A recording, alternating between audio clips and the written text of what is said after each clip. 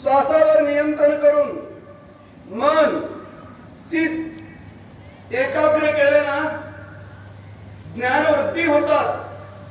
त्यासाठी ज्ञानवृत्ती करायला हे क्रिया अत्यंत अत्यंत गरज आहे। त्यासाठी तुम्ही मौन मध्ये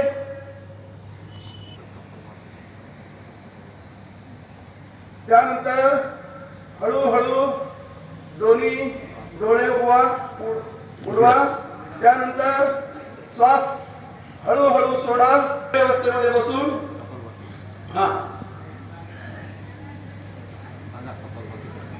आता